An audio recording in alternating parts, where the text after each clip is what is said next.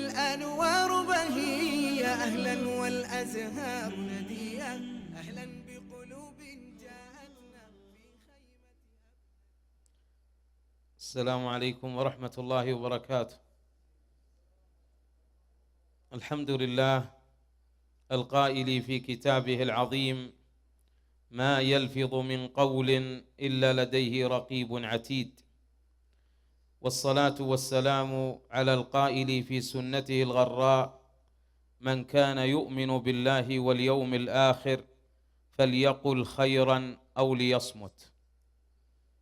صلى الله عليه وعلى آله وصحبه ومن سار على سنته ودعا بدعوته إلى يوم الدين. أما بعد، فمعشر المؤمنين والمؤمنات، يقول جل وعلا وهو ينادي أهل الإيمان: يا أيها الذين آمنوا اتقوا الله وقولوا قولا سديدا.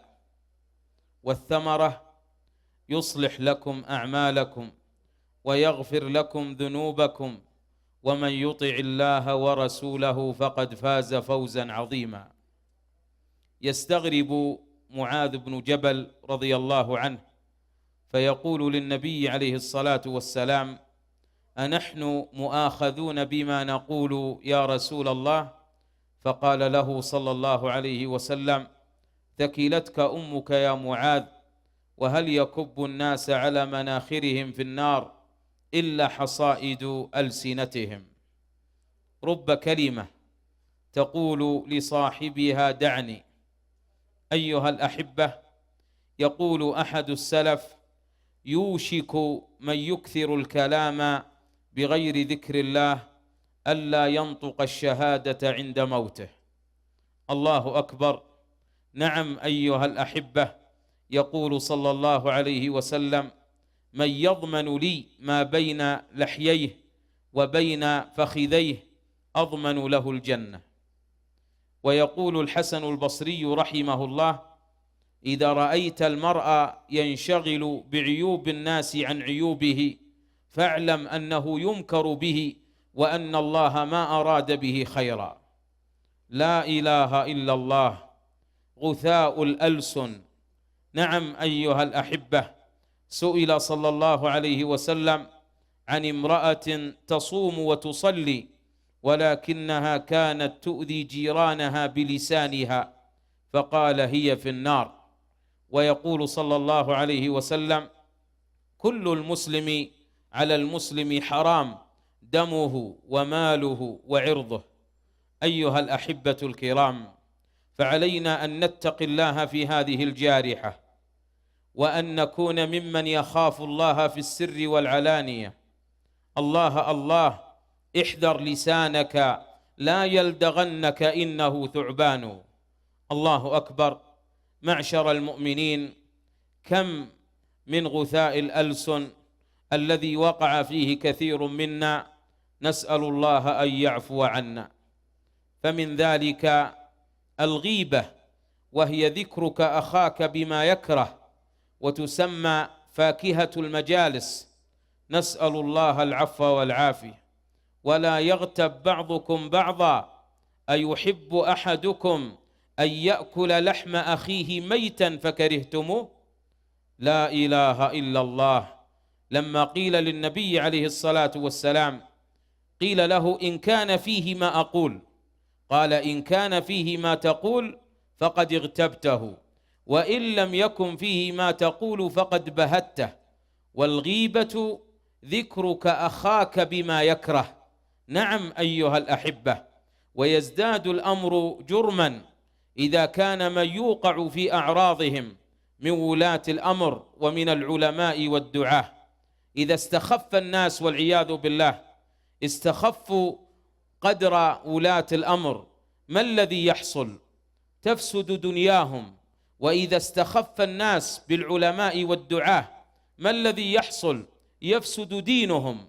لذا علينا أن نتقي الله وأن نحذر، ولا سيما في زمن الفتن التي يروج فيها القال والقيل وكثرة الشائعات والكذب والافتراءات والإرجاف في الأرض عبر وسائل التواصل التي أصبحت بين أيدينا. أيها الأحبة الكرام، الله الله، علينا أن نتقي الله في هذا اللسان. والغيبة لا تتم إلا بين طرفين، فإذا سمعت من يغتاب قل اتق الله يا فلان، أعرض عن الناس، ومن ذب عن عرض أخيه ذب الله عن وجهه النار يوم القيامة. نعم أيها الأحبة، أما أن يرخي الإنسان هذه الأذن ويستمع لفلان وعلان وهم يأكلون من لحوم الناس فإنها طامة، نسأل الله العفو والعافية. أيها الأحبة، لنجتمع على مأدبة الخير، فالبعض يجتمع هو وأسرته على لحوم الناس، قال آل فلان وآل علان، ومن حسن إسلام المرء تركه ما لا يعنيه. أيها الأحبة، فلنتق الله، ومن وقع في عرض أهل العلم والدعاة والولاة فإنه قد يبتلى بموت القلب، نسأل الله العفو والعافية. رب كلمة يقولها المرء لا يلقي لها بالا تهوي به في جهنم 70 خريفا. فلنتق الله عباد الله. لما قالت إحدى أمهات المؤمنين لأخرى، قالت حسبك من فلانة أنها كذا وكذا، أي أنها قصيرة، فلما سمع بهما عليه الصلاة والسلام كما روي قال لقد قلت ما كلمة لو مزجت بماء البحر لمزجته.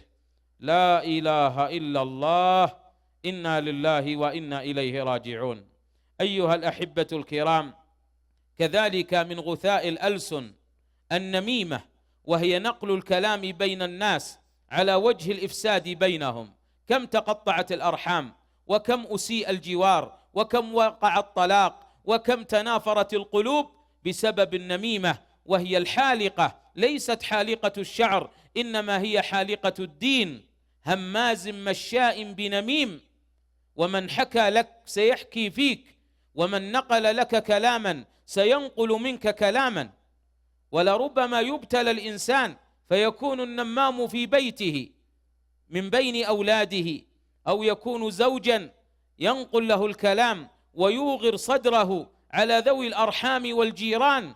لا إله إلا الله.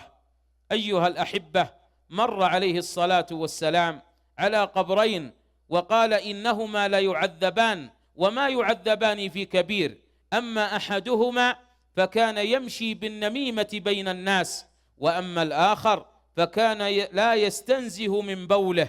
لا إله إلا الله. وفي الحديث لا يدخل الجنة قتات، وهي من نصوص الوعيد التي تجرى على ظاهرها. والقتات لم يحضر وإنما سمع فأخذ ينقل الكلام ويفسد بين قلوب الناس. الله أكبر، لا إله إلا الله. نسأل الله العفو والعافية. إن النمام يفسد في ساعة ما يفسده الساحر في سنة. فالله الله، بت سليم الصدر، لا توغر صدرك على أرحامك وإخوانك وجيرانك.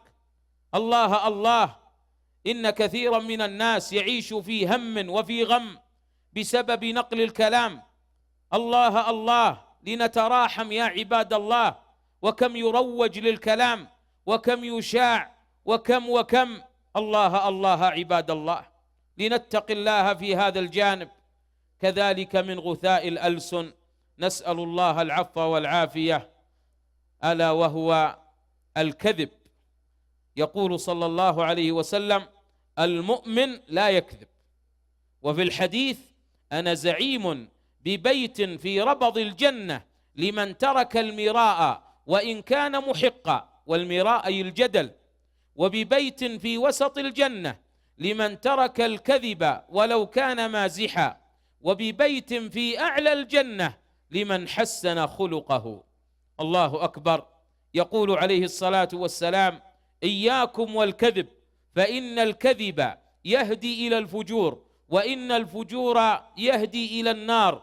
وما يزال الرجل يكذب ويتحرى الكذب، يعني يتعمد الكذب، حتى يكتب عند الله كذابا. وبئس السمعة، هذه سمعته في السماء كذابا. لا إله إلا الله.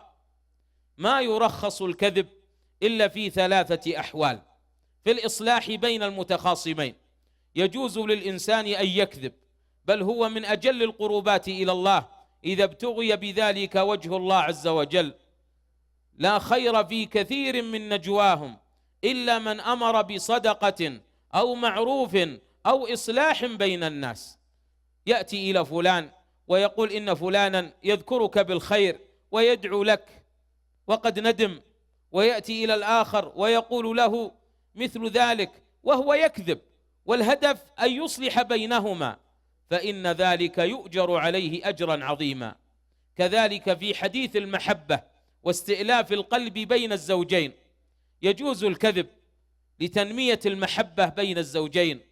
أما كون بعض الأزواج والعياذ بالله تجد أنه يأكل أموالها ويأكل حقوقها ويقول اكذب عليهن فإنهن كذابات، هذا ما يجوز وهو أمر محرم. إنما حديث المحبة هي تثني عليه وهو يثني عليها ويمتدحها وهي كذلك، ولربما أثنى عليها وهي قد قصرت أو أخلت وهي كذلك، والهدف المحبة ودوام الألفة بين الزوجين. كذلك في الحرب يجوز الكذب ويرخص لأن الحرب خدعة. كذلك من أعظم ما يكون، نسأل الله العفو والعافية، شهادة الزور، وهي من أكبر الكبائر. وكان متكئا عليه الصلاة والسلام فجلس، قال ألا وشهادة الزور، حتى قال الصحابة ليته سكت من شدة تأثره عليه الصلاة والسلام. فالبعض من الناس يشهد شهادة زور لأنها مزورة منمقة أو أنها من الزور ليس لها حقيقة، والله يقول والذين لا يشهدون الزور وإذا مروا باللغو مروا كراما فاجتنبوا الرجس من الأوثان واجتنبوا قول الزور.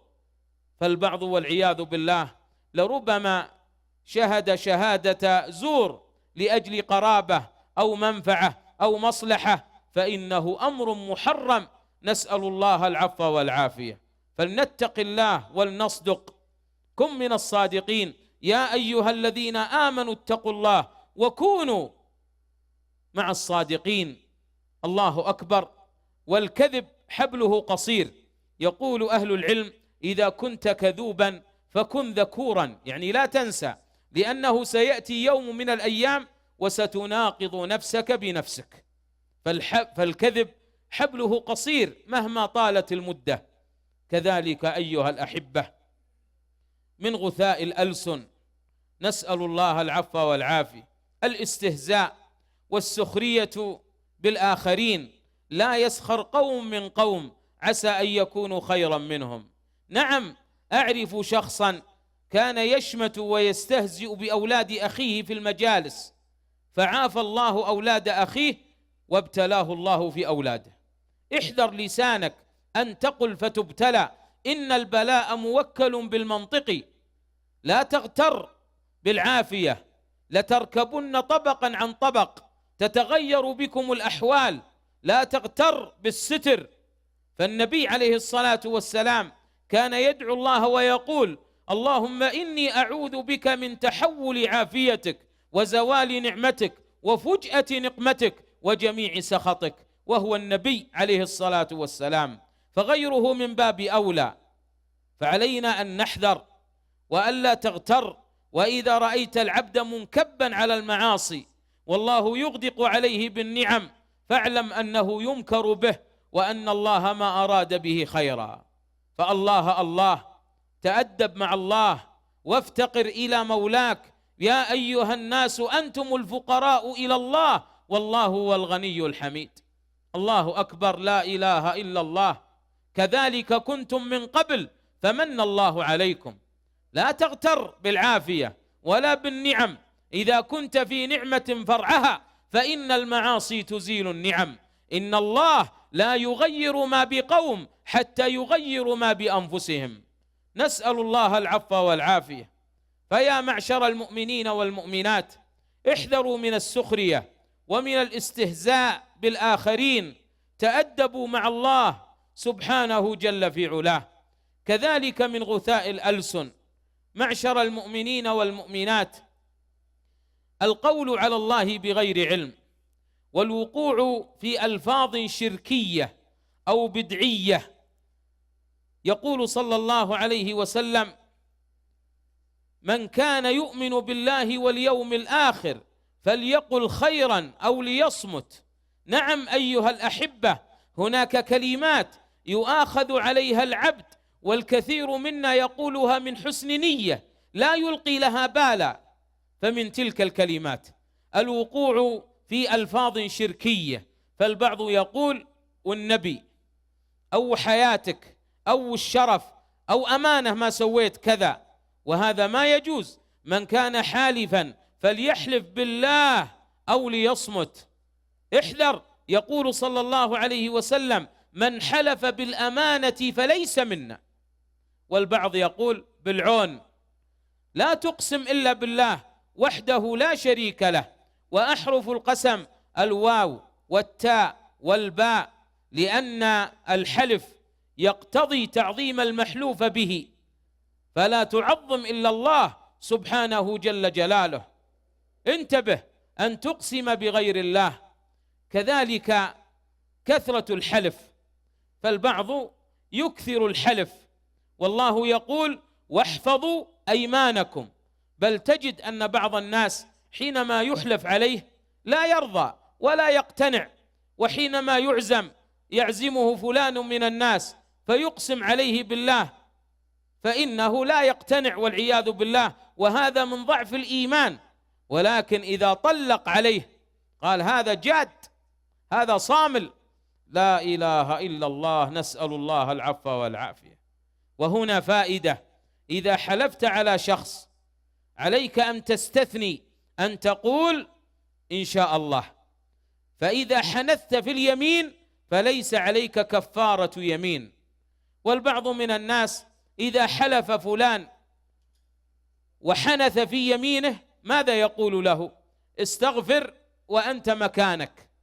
وهذه ليست كفارة، حتى لو استغفر وهو مكانه فإنه إذا حنث في اليمين يلزمه كفارة اليمين: إطعام 10 مساكين أو كسوتهم أو عتق رقبة، فإن لم يجد فيصوم 3 أيام.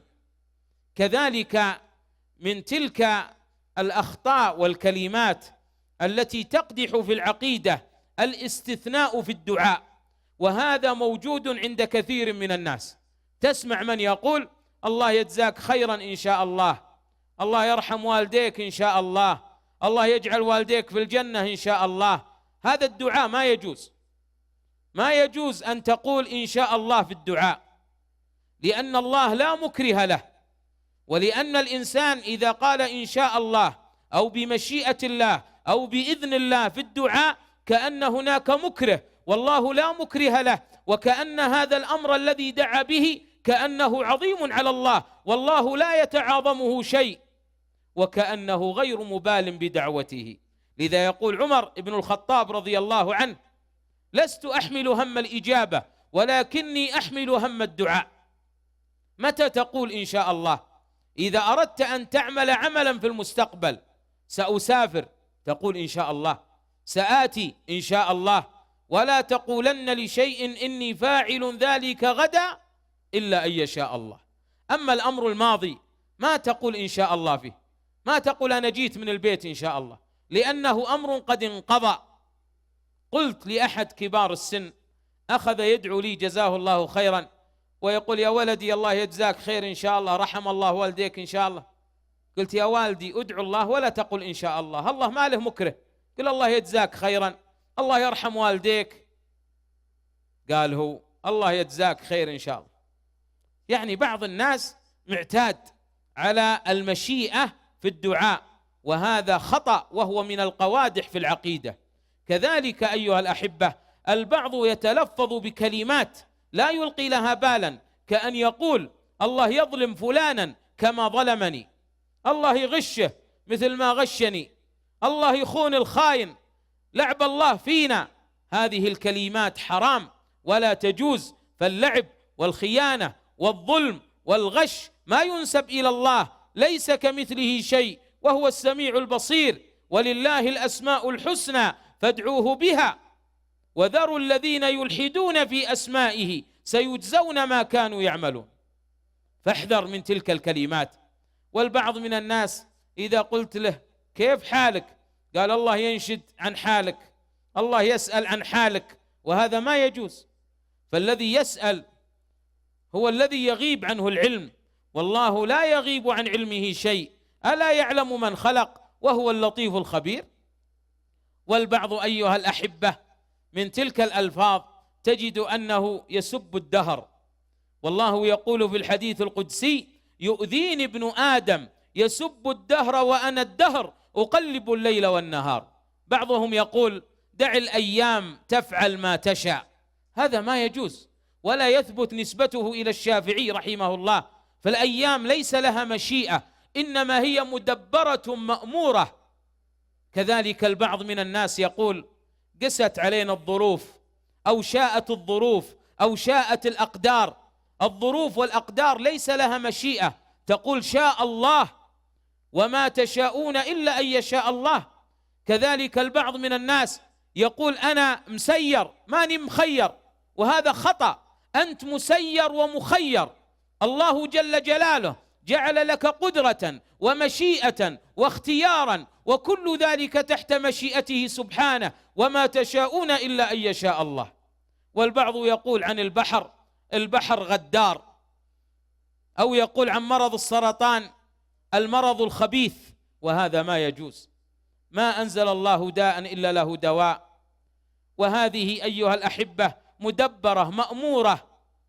البعض يسب الريح أو يسب الساعة التي عرف فيها فلانا، وهذا ما يجوز.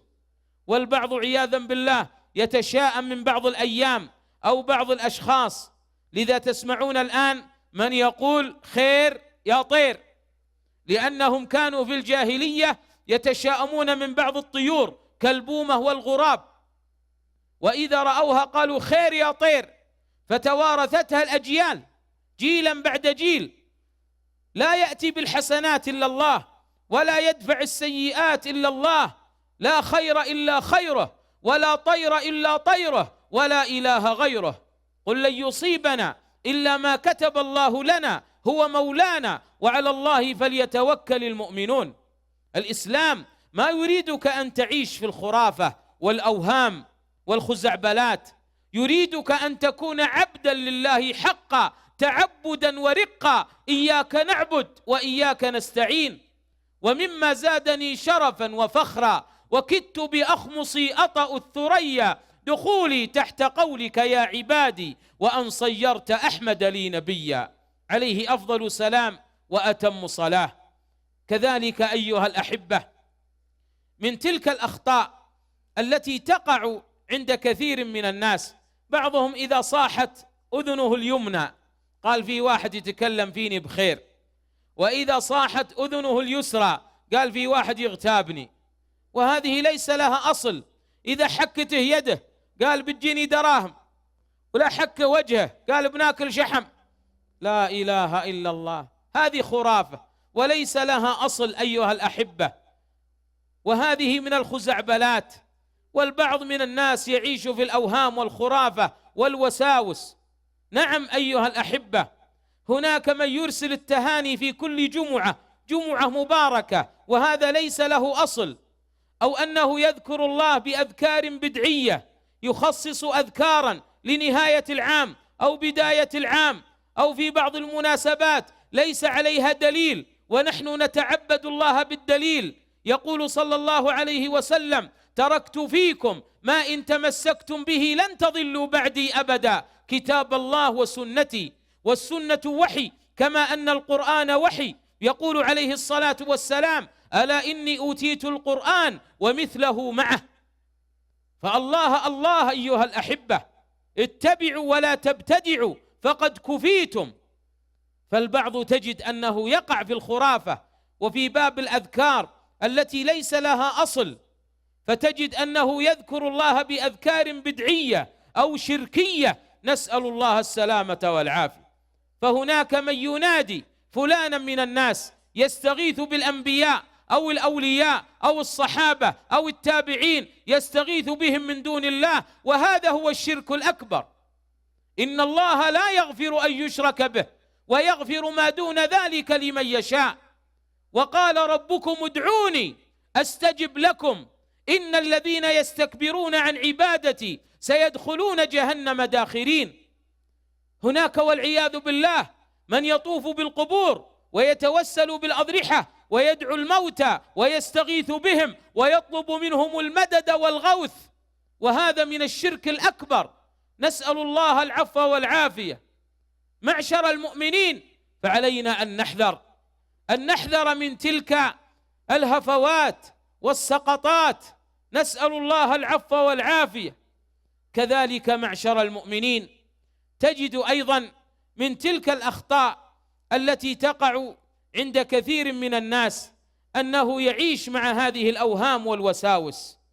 أتاني أحد الشباب وناصحته من هذه الوسوسة والكلمات التي يجدها في نفسه، يقول كلمات عظيمة، قلت لا تؤاخذ بها ما دمت لم تتلفظ بها، وقد وجد ذلك الصحابة رضي الله عنهم واشتكوا إلى النبي عليه الصلاة والسلام فأخبرهم أن ذلك من صريح الإيمان، وأن يذكروا الله وأن ينتهوا، وأن لا يستسلم الشيطان لتلك الكلمات والوساوس والشكوك التي تدور في نفسه، فإنه لا يؤاخذ عليها.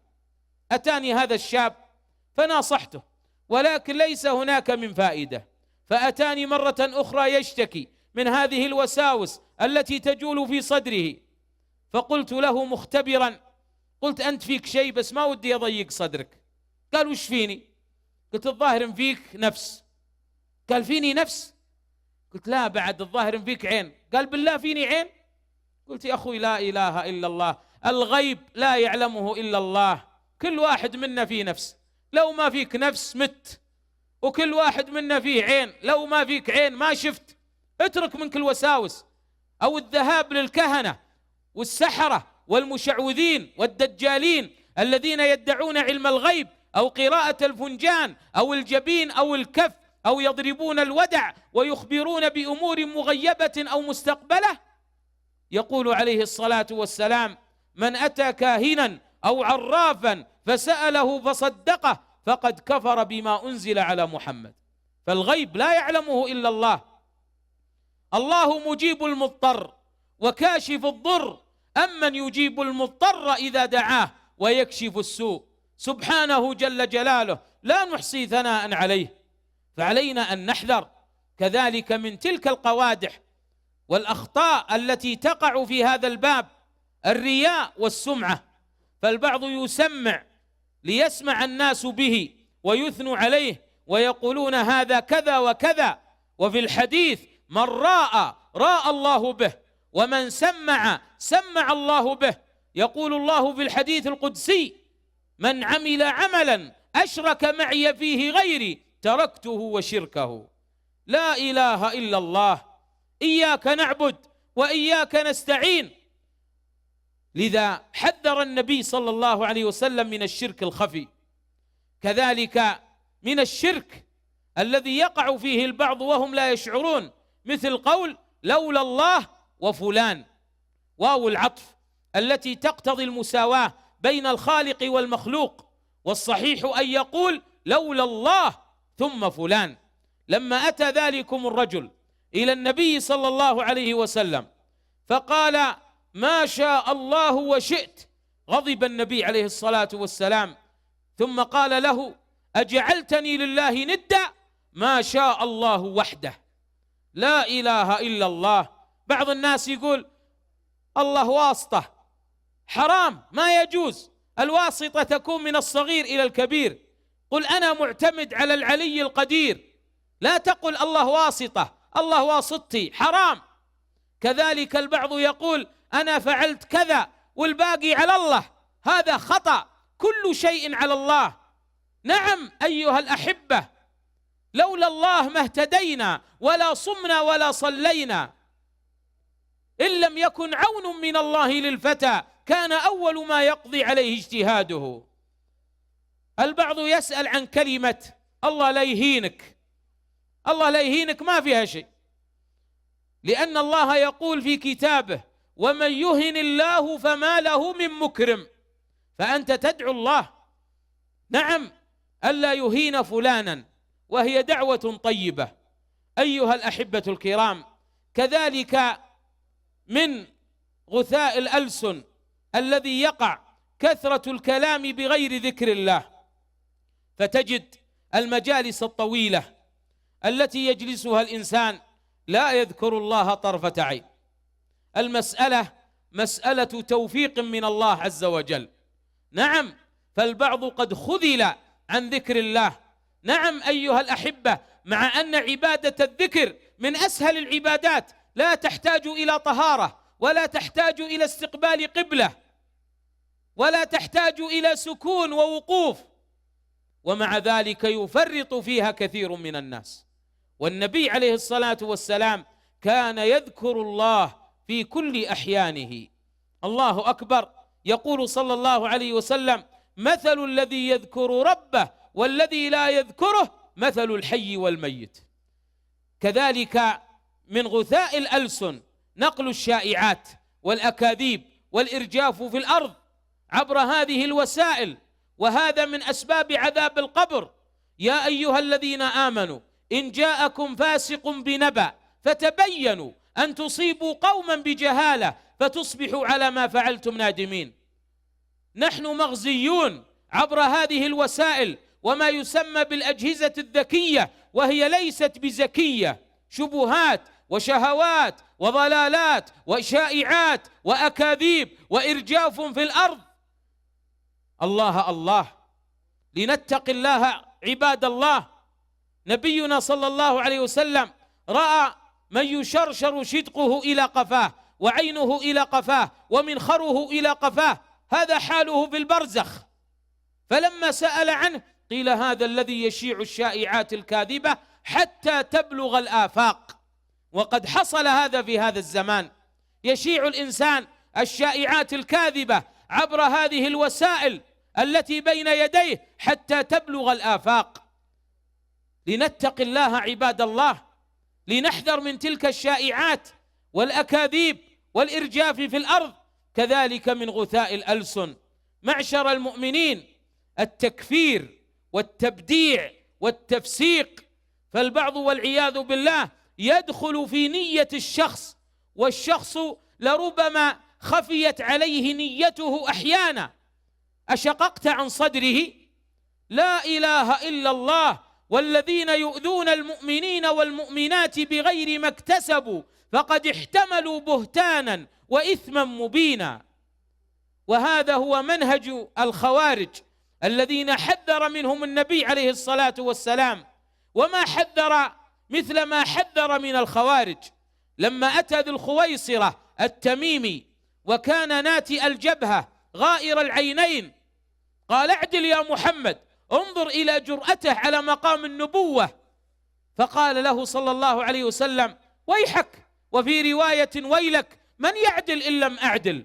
ثم قال صلى الله عليه وسلم: يخرج من ضئضئ هذا، أي من أشباهه وعلى منهجه، أقوام حدثاء الأسنان، أي صغار سن، سفهاء الأحلام، يقرؤون القرآن لا يجاوز حناجرهم، يقولون من قول خير البرية، تحقرون صلاتكم إلى صلاتهم وصيامكم إلى صيامهم، يقاتلون أهل الإسلام ويدعون أهل الأوثان، هم شر الخلق والخليقة، يمرقون من الدين كما يمرق السهم من الرمية. يكفرون صاحب الكبيرة. وعقيدة أهل السنة والجماعة وهي نور بين ظلمتين ويسر بين عسرين، وأهل السنة سموا بذلك لتمسكهم بالكتاب والسنة، والجماعة لاجتماعهم على الحق، وتتسم عقيدتهم بالوسطية والاعتدال. فإن من مات من أهل التوحيد وهو من أهل الكبائر مات من غير توبة فإنه تحت مشيئة الله، إن شاء عذبه وإن شاء غفر له. وعقيدة أهل السنة والجماعة أنه لا يخلد في النار موحد، يخرج الله من كان في قلبه مثقال شعيرة من إيمان، وفي رواية مثقال ذرة من إيمان، لا إله إلا الله. وأتى في المقابل المرجئة الذين يقولون لا يضر مع الإيمان معصية، لا إله إلا الله. نسأل الله العفو والعافية. معشر المؤمنين، فلنحذر من تلك الشبهات المضللة. وهؤلاء الخوارج وهم الدواعش في هذا العصر زرعهم أعداء الإسلام، يحاربون الإسلام باسم الإسلام ويشوهون صورة الإسلام، لا إله إلا الله. نسأل الله العفو والعافية. الله الله، لنحذر من تلك الشبهات المضللة التي تتسلل إلى العقول، ولديهم والعياذ بالله التكفير باللوازم، يكفرون ولاة الأمر ويكفرون العلماء ويكفرون رجال الأمن ويكفرون، وهكذا تتسع الدائرة، يكفرون الآباء والأمهات. إنا لله وإنا إليه راجعون. فإنها لا تعمى الأبصار ولكن تعمى القلوب التي في الصدور. فتكفير المعين ليس لأي شخص، إنما هو للمحاكم الشرعية. فعلينا أن نحذر أيها الأحبة، ونتقي الله سبحانه وتعالى من هذا المنزلق الخطير. ناهيكم عن الشهوات والخباثات التي تدس في هذه التقنية وما يسمى بالأجهزة الذكية ووسائل التواصل، فإنها تلك الشهوات تتسلل إلى القلوب. وهناك والعياذ بالله من ينزلق في القذف، والنبي صلى الله عليه وسلم حذر من السبع الموبقات، ومنها قذف المحصنات الغافلات المؤمنات، القذف. نسأل الله العفو والعافية. فعلينا أن نحذر. نبينا عليه الصلاة والسلام ما كان فاحشا ولا متفحشا، وما كان لعانا ولا طعانا. البعض من الناس يلعن أولاده ويلعن أهل بيته ويلعن حلاله ويلعن، لا إله إلا الله. النبي عليه الصلاة والسلام لما لعنت تلك الناقة قال لا تصحبنا ناقة ملعونة. والبعض يقول الله يغضب عليك، هذا حرام. لنتق الله يا عباد الله، لنحذر من تلك الألفاظ. لا إله إلا الله. نسأل الله العفو والعافية. أيها الإخوة الكرام، كذلك من غثاء الألسن، عافانا الله وإياكم وجميع المسلمين، كثرة الكلام، ومن كثر كلامه كثر سقطه.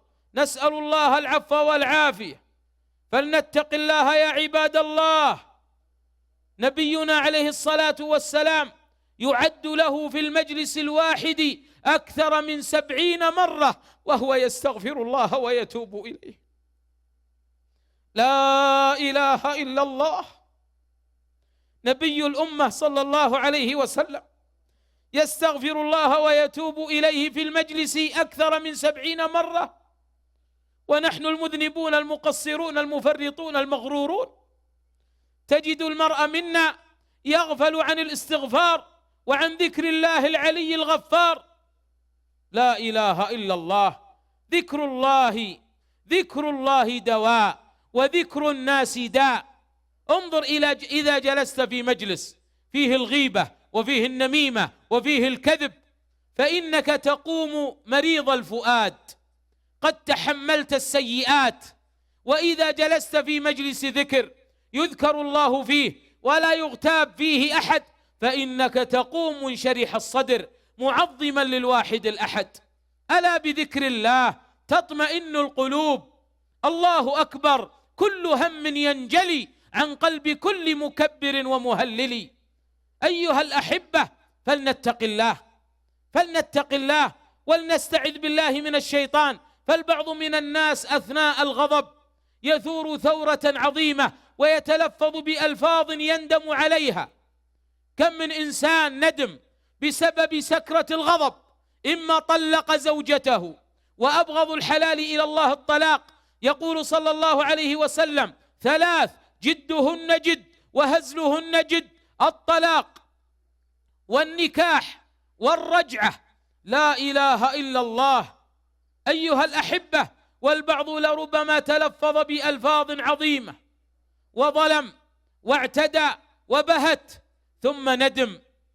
لما ولى عمر ابن الخطاب رضي الله عنه سعد ابن أبي وقاص في العراق أرسل يسأل عنه، فلما أتى الوفد يسألون أهل المسجد وكان سعد بينهم، قام ذاك الرجل فقال: أما أنكم تسألون عن سعد، فإن سعد لا يعدل في القضية ولا يحكم بالسوية ولا يمشي في السرية ولا يجزل العطية. فقال سعد رضي الله عنه: اللهم يا رب العالمين، إن كان هذا الرجل قام رياء وسمعة وظلمني زورا وبهتانا، اللهم أطل عمره وأعمي بصره وعرضه للفتن. والنبي عليه الصلاة والسلام يقول: واتقي دعوة المظلوم فإنها ليس بينها وبين الله حجاب. يقول رواة السير: فرأينا ذلك الرجل قد احدودب ظهره وقد كف بصره وقد نزل حاجباه على عينيه وهو يغمز الفتيان والفتيات في الأسواق ويقول: رجل مفتون أصابتني دعوة سعد. لا إله إلا الله. اتق الله سبحانه وتعالى. احذر من الظلم، فإن الظلم ظلمات. أيها الأحبة، يوم تأتي كل نفس تجادل عن نفسها. أتدرون من المفلس؟ سؤال طرحه النبي عليه الصلاة والسلام على الصحابة رضي الله عنهم. قالوا: المفلس من لا درهم ولا دينار له. قال: المفلس هو الذي يأتي يوم القيامة بحسنات كجبال تهامة، حسنات تقبلها الله منه، وقد ظلم هذا وقد اغتاب هذا وقد سفك دم هذا، فيؤخذ من حسناته فتعطى لغرمائه، فإذا نفدت أخذ من سيئاتهم على قدر مظالمهم فطرحت عليه فطرح في النار. لا إله إلا الله. نسأل الله العفو والعافية. أيها الأحبة الكرام، إنه لقول فصل وما هو بالهزل. متى سيفيق المرء منا؟ البعض قد شاب عارضاه وهو ما زال يغتاب وينم، ما زال منهمكا في أعراض الناس. لا إله إلا الله.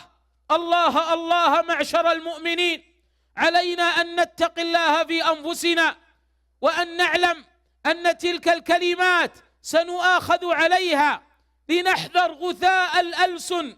من أراد أن يصلح الله عمله وأن يغفر ذنبه وأن يشرح صدره وأن ييسر أمره فعليه بالقول السديد. الله أكبر. لا إله إلا الله. يقول صلى الله عليه وسلم: لأن أقول سبحان الله والحمد لله ولا إله إلا الله والله أكبر أحب إلي مما طلعت عليه الشمس. وهذه هي الباقيات الصالحات.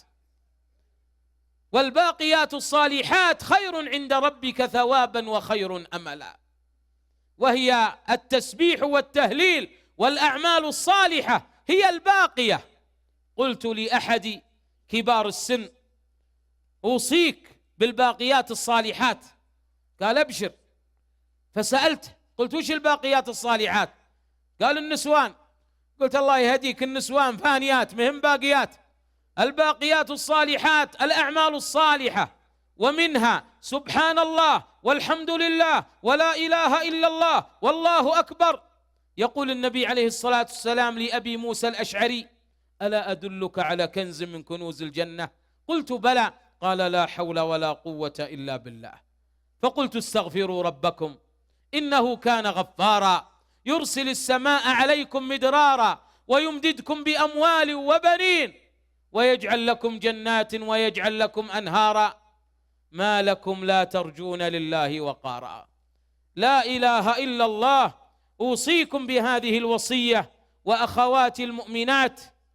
يقول النبي عليه الصلاة والسلام: من قال لا إله إلا الله وحده لا شريك له، له الملك وله الحمد وهو على كل شيء قدير، في يوم 100 مرة كانت كعدل 10 رقاب، وكتبت له 100 حسنة وحطت عنه 100 سيئة، وكانت حرزا له من الشيطان يومه ذاك حتى يمسي، ولم يأتي أحد يوم القيامة بأفضل مما جاء به إلا أحد قال مثل ما قال أو زاد على ذلك. خرج النبي عليه الصلاة والسلام صلاة الفجر من عند أم المؤمنين جويرية رضي الله عنها وهي جالسة تذكر الله، وعاد إليها بعدما انتصف النهار فإذا هي جالسة تذكر الله، فقال لها صلى الله عليه وسلم: أما زلت على الحال التي فارقتك عليها؟ لأنه لا يعلم الغيب إلا عن طريق الوحي عليه الصلاة والسلام. فقالت: نعم. فقال لها: لقد قلت بعدك كلمات تعدل ما قلت، سبحان الله وبحمده، عدد خلقه وزنة عرشه ومداد كلماته ورضا نفسه، قالها 3. وفي هذا دلالة على فضل العالم على العابد، فالعالم يعمل أعمالا يسيرة في أزمنة قصيرة تعدل ما يعمله العابد من أعمال كثيرة في أزمنة طويلة. ختاما، أخذ النبي عليه الصلاة والسلام بمنكب معاذ رضي الله عنه فقال: يا معاذ، والله إني لأحبك. وهنيئا لمعاذ، فلا تدعن في دبر كل صلاة أن تقول، ودبر الصلاة منها قبل السلام، كما ذكر ذلك شيخ الإسلام ابن تيمية يرحمه الله، أن تقول: اللهم أعني على ذكرك وشكرك وحسن عبادتك. وفيه دلالة على افتقار العبد إلى الله جل جلاله، وفيه دلالة على أن العبد لا يعجب بنفسه ولا بعلمه ولا بثناء الناس عليه. الله الله معشر المؤمنين، نسأل الله جل جلاله أن يعيننا على مرضاته. وأوصيكم بكثرة الدعاء، فإن الدعاء لا يخلو من 3 أحوال: الدعاء هو العبادة، إما أن يستجيب الله لك، وإما أن يصرف عنك سوء قد قدر عليك، وإما أن يدخر لك ذلك في الآخرة. الله الله. ففي صحيح مسلم كان يقول النبي عليه الصلاة والسلام: اللهم أصلح لي ديني الذي هو عصمة أمري، وأصلح لي دنياي التي فيها معاشي، وأصلح لي آخرتي التي فيها معادي، واجعل الحياة زيادة لي في كل خير، واجعل الموت راحة لي من كل شر. قل ما يعبأ بكم ربي لولا دعاؤكم.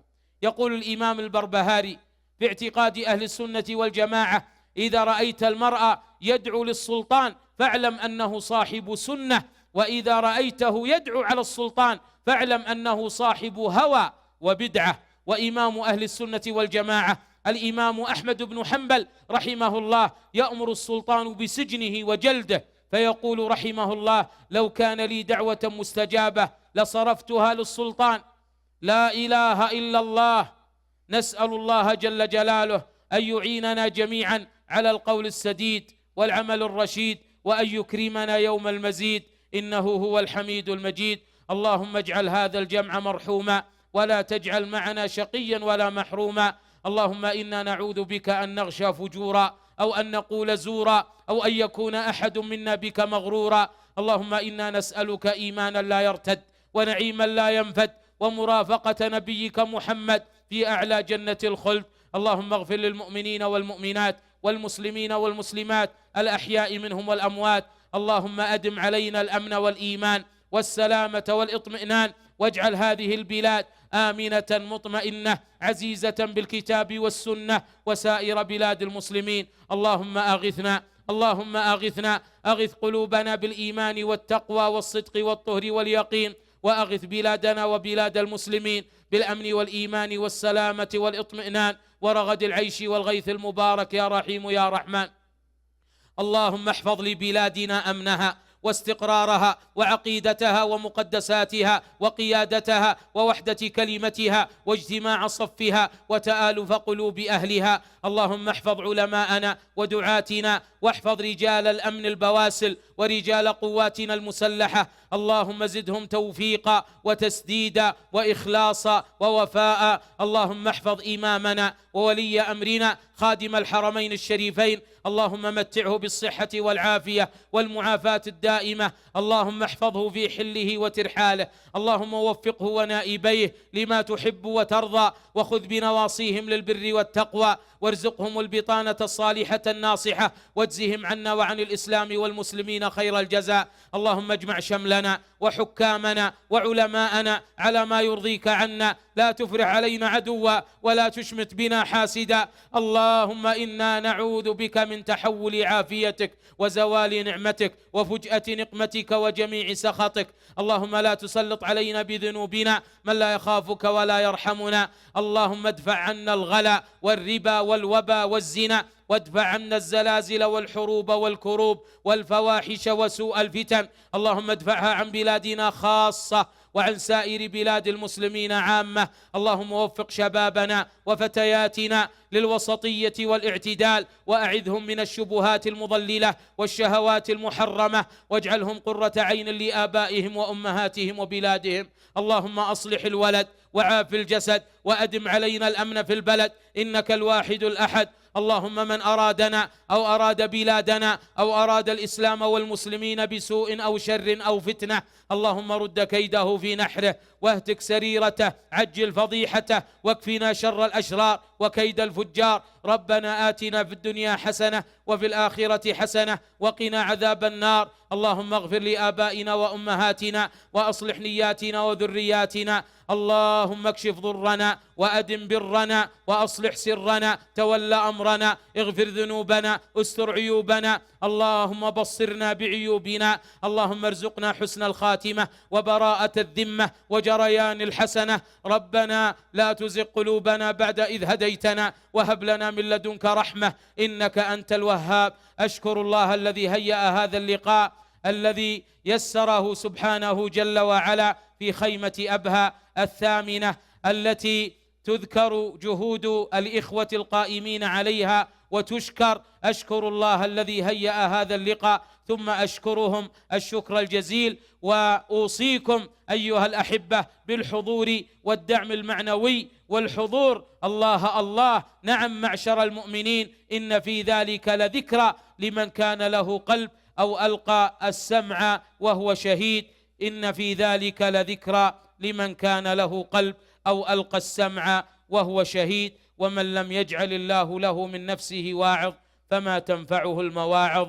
وصل اللهم وسلم على نبينا محمد وعلى آله وأصحابه أجمعين. في خيمة أبها، في خيمة أبها، في خيمة أبها الدعوية. أهلا والأنوار بهية، أهلا والأزهار ندية، أهلا والأنوار بهية، أهلا والأزهار ندية.